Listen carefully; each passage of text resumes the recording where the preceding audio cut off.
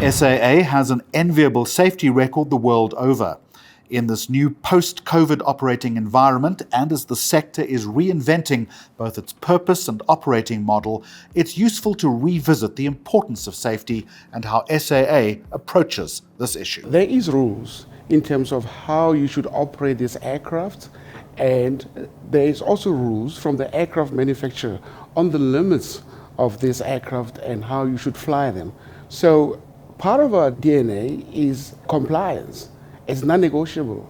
The CAA audits us annually in terms of our AOC, which is the Airline Operating Certificate, and issues us that certificate based on our safety standards at SAA. In our training, we have training where just the pilots are trained, and they train to certain regulations and specific outcomes in the simulator.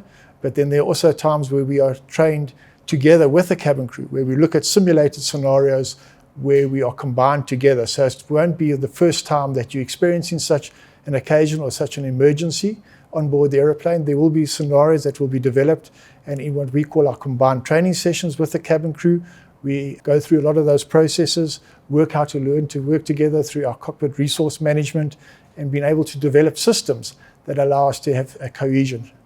The person working at the back, the cabin crew member, is just as important as the pilot. So because something might go on at the back that might be very relevant to us at the time, yet we might not be aware of it. And so it's very important that they would bring it to our attention.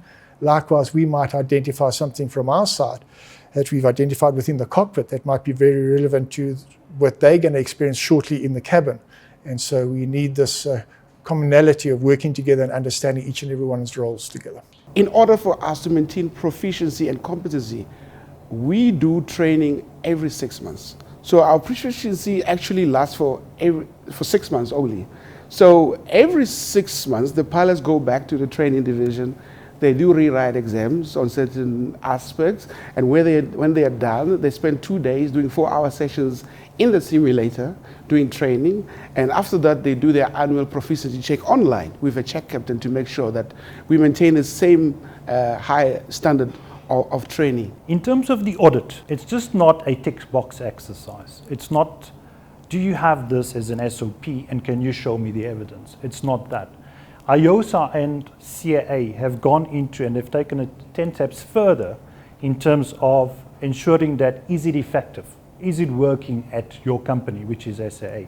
And that's what we as SAA has to prove, to show the implementation is effective and mitigations are appropriately put into place. All our pilots are subjected to twice a year. They go into the simulator where they are trained, and over those 2 periods they cover a number of subjects. They'll also look at different topics that are relevant and pertinent at the time that maybe other airlines have experienced, and through a sort of a shared awareness platform where other airlines can experience and share what they've experienced from a safety and maybe some of the technical challenges they've experienced, we then take that into account. We take what's relevant at the time, and then we also have to comply with a safety system that addresses each and every one of the technical topics that are related to our aircraft at the time.